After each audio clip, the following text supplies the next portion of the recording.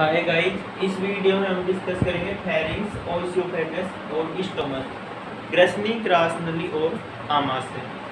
अब देखते हैं हम फेरिंग्स यानी ग्रसनी। ग्रसनी कहाँ से कहाँ तक का पार्ट बनाती है? ये देखो, यहाँ ग्रसनी पाई जाती है। देखो, तीन प्रकार की ग्रसनी पाई जाती है। नोज के सामने नाक ग्रसनी, मुख के सामने मुख ग्रसनी, और ये कंठ पाया जाता है, ये कंठ, ये हो जाएगी कंठ ग्रसनी। 1 2 3। तो देखो, इधर देखो, मुख ग्रसनी। नंबर 2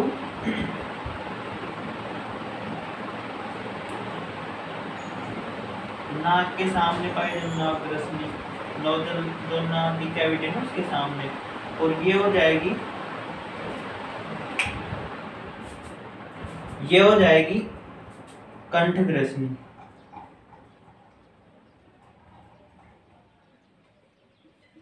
कंठ ग्रसनी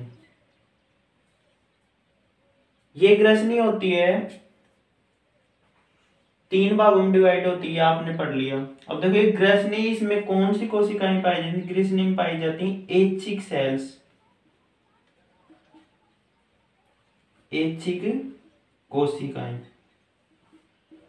तभी तो हम इच्छा से भोजन को, ये अपनी ग्रसनी हो जाएगी यहां से यहां तक, तभी तो हम भोजन को ग्रास नली में आगे इच्छा से निगल सकते हैं ऐसे। तो यहाँ पर कौन सी पेशियां पाई जाती हैं?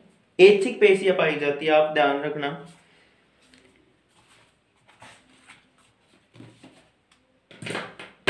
जो आगे जो घाटी ढक्कन होता है ना यहाँ पे, जिसे हम क्या बोलते हैं, ये घाटी ढक्कन, ये क्या काम करता है? भोजन को फूड नली में, भोजन नली में, और श्वसन होता है ना श्वास, उसको श्वास नली में जाने देता है, ये यहाँ पर। तो ये क्या काम करता है? जैसे ही हम भोजन निगलते हैं ऐसे, तो क्या काम करता है? जो श्वास नली होती है उस पे ढक्कन लगा देता है, और जब हम श्वास लेते हैं तो भोजन नली के ऊपर ढक्कन लगाती है। क्या आपने दोनों प्रक्रिया कभी करके देखी है? नहीं हो सकता कभी, आप देखना करके। तो ये ग्रसनी का छोटा सा काम है।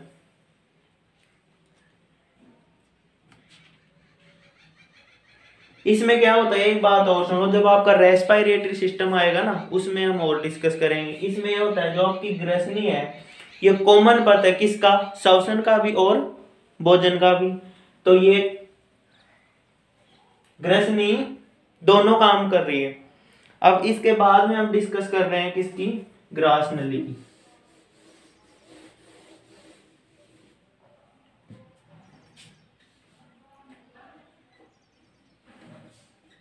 ग्रास नली, ग्रास नली कहां से स्टार्ट होती है? ये आपकी ग्रसनी है, ग्रसनी से स्टार्ट होकर कहां तक जाती है? स्टोमक, आमाशय तक जाती है। अब यहां से आपका घाटी ढक्कन हो गया, दे रहा दिखाई, यहां से घाटी ढक्कन हो गया यहां से, और ये लास्ट में कहा? इसमें खुल गया स्टोमक में। अब यहां से यहां तक की लंबाई कितनी होती है? 25 सेंटीमीटर। अब इसकी बनावट देखते हैं, संरचना कैसे क्या पाई जाती है। जो अपनी ग्रास नली होती है ना, ये। हाँ, एक बात बताना भूल गया, जो अपनी एलिमेंट्री कैनाल है, आर नाल है, कंप्लीट मुख से और गुदा तक, इसकी लंबाई होती है 5 से 7 मीटर। कितनी होती है? 4 से 5 मीटर होती है। जब डेथ हो जाती है, आदमी मर जाता है, जब हो जाती है 7 से 8 मीटर हो जाती है, क्योंकि वो कॉन्ट्रैक्शन होती है, संकुचित होती है। जब डेथ हो जाती है वो बढ़ जाती है। देखो, ये छोटी आंत है तो वो कॉन्ट्रैक्शन होती है ना, आंत आएगी छोटी आंत, स्मॉल इंटेस्टाइन, उसमें बात करेंगे। अब देखो, इसमें कैसे क्या पाई जाती है? इसमें पाई जाती है लसिकाएं पाई जाती हैं, इसके बॉर्डर में ब्लड वेसल पाई जाती हैं, और श्लेष्मा ग्रंथियां पाई जाती हैं। श्लेष्मा, ये बाहरी आवरण, ये भीतरी आवरण, ठीक है। इसके साथ में कोशिकाएं पाई जाती हैं, उनका नाम है रेखित पेशियां। उनका क्या नाम है? रेखित पेशियां, रेखित पेशियां ये ऊर्ध्वाधर ऐसे जुड़ी होती हैं, जैसे ऐसे होगी ना, ऐसे और ऐसे। ये क्या करती हैं? कर्मानुकुंचन गति, कर्मानुकुंचन गतियां। जिससे क्या होता है? कर्मानुकुंचन गतियां करती हैं तो जो भोजन है, जैसे ये अपना फूड पाइप हो गया, तो भोजन है उसमें ऐसे कर्मानुकुंचन गतियां करती हैं, तो भोजन किधर जाएगा? स्टोमक की तरफ चला जाएगा। तो ये यहाँ से कर्मानुकुंचन गतियां करती है, अपना भोजन है धीरे धीरे क्या होगा? ये नीचे की तरफ जाएगा। ये बात आपने देखना नोटबुक में, ये बात है ग्रास नली की। नेक्स्ट हम बात करते हैं, इसमें कुछ तंतु पाए जाते हैं, जैसे तंत्रिकाएं, रुधिरवाहिनी, लसिकाएं, मैंने बता दिया, कोलेजन तंतु, लचीले तंतु, ये पाए जाते हैं। इसकी जो शिथिलता है ना, वो जैसे लचीलापन वो बनाए रखते हैं। और रेखित पेशियां पाई जाती हैं, जो क्या काम करवाती हैं? भोजन को कर्मानुकुंचन गतियों द्वारा कहाँ पहुंचाती है? आमाशय तक। अब हम बात करते हैं किसकी? आमाशय की। आमाशय बहुत इंपॉर्टेंट है, यहां से कुछ एंजाइम का भी स्राव होगा। अब देखो आमाशय की स्ट्रक्चर कहां से ओपन होता है? आमाशय ये क्या आ गई यहां से, ये आ रही थी कौन? ग्रास नली, ठीक है, आपने पढ़ा। उसके बाद में यहां से आमाशय, जे आकार की संरचना है आम के जैसी, ये किस में खुल जाती है? छोटी आंत में। इसके 3 भाग होते हैं आमाशय की।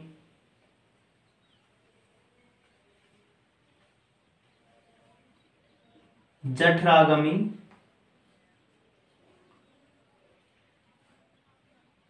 फंडिस और जठर निर्गमी।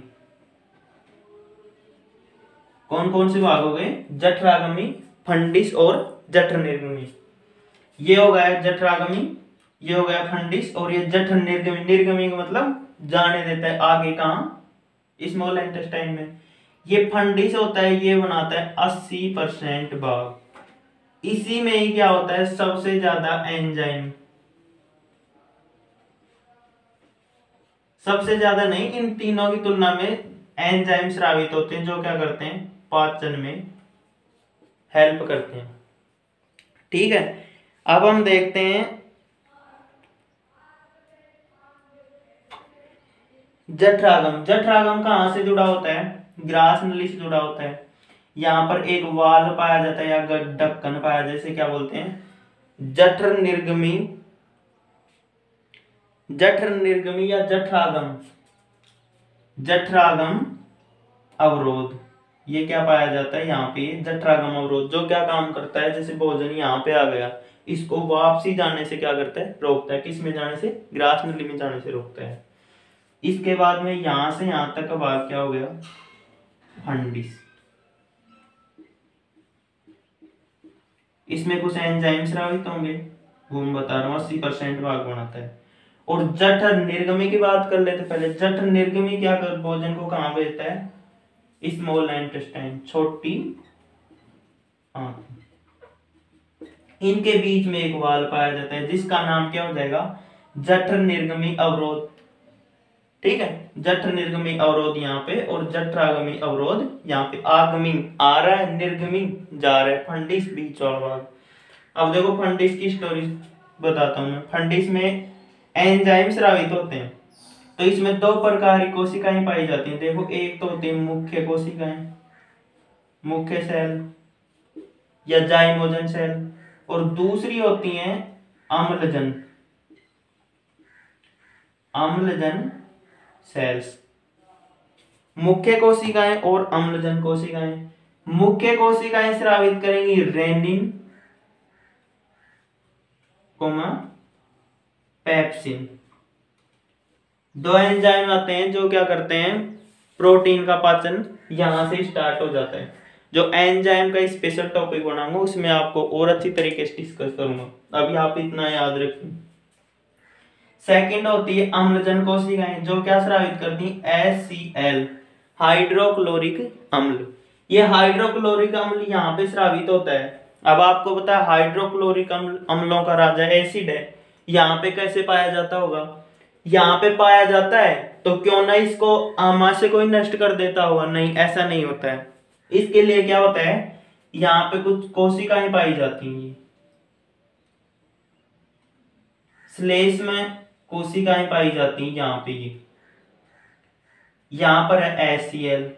देखो ये क्या काम करती हैं, पुनरुद्भवन, मैंने कल बताया था पुनरुद्भवन क्या होता है, बार बार क्या होता है, कोई भी कोशिकाएं होती हैं बार बार रिन्यू हो जाए, यानी दोबारा उनकी वृद्धि होती रहे, जो श्लेष्म कोशिकाएं होती हैं,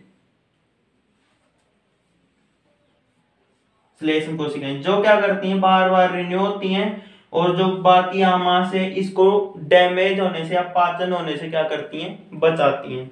ये आप HCl की स्टोरी समझ ली। मुख्य कोशिकाएं, अम्लजन कोशिकाएं, ये फंडिस में पाई जाती हैं। इन तीनों के बारे में समझ लिया। अब इस टॉपिक में हमने किस किस की डिस्कस की, फेरिंग्स, ओशियोफेगस और स्टोमक। आपको शायद डायग्राम अच्छी तरीके से नहीं दिखाई दे रहा होगा, देख सकते हो आप। अब बात करते हैं हम, मैंने इस यूनिट में जो ह्यूमन डाइजेस्टिव सिस्टम है, इसमें देखो एलिमेंट्री कैनाल की जो लंबाई है, एक तो ये नहीं बताई थी, और जो अपने टीथ आए थे, टीथ उनका जो वर्ग था वो नहीं बताया था। वो आप सिंपल है, आप देख सकते हो, याद कर सकते हो। उसके बाद में एक बात और रह जाती है, जो दांत की संरचना में जो टीथ होता है, जो टीथ यहाँ पे अटैच होता है किससे, मसूड़े से, तो ये वो एक भाग होता है जिसे बोलते हैं सीमेंट। सीमेंट जानते हो ना, अरे सीमेंट जो अपने मसाला बनाते हैं वो वाली नहीं होती, वो अलग टाइप का होता है, अपनी बॉडी में स्रावित होता है। जो हड्डियां होती है ना उसी टाइप का होता है, जो इसको क्या करता है, चिपका के रखता है टीथ को मसूड़े में। ये सबसे हार्ड भाग होता है अपने मानव शरीर का, सीमेंट। एक ये नहीं बताई थी मैंने। और द्विबारदंती दांत आते हैं, दो बार आते हैं इसलिए द्विबारदंती। और गर्दंती, ये किसमें, जो जबड़ा होता है, मसूड़ा होता है ना, उसके अंदर सेट होते हैं, इसलिए क्या बोलते हैं इसे, गर्दंती। और आप ऐसे ही डेली की डेली मेरी क्लास लेते रहिए, मिस मत करिए, कंटिन्यू पढ़ाता रहूंगा। और कुछ रह जाता है तो आप मेरी नेक्स्ट वीडियो में देख सकते हो, स्क्रीनशॉट ले सकते हो, वीडियो को पॉज कर करके आप देख सकते हो। अपनी पढ़ाई रेगुलर रखिए, ठीक है स्टूडेंट्स।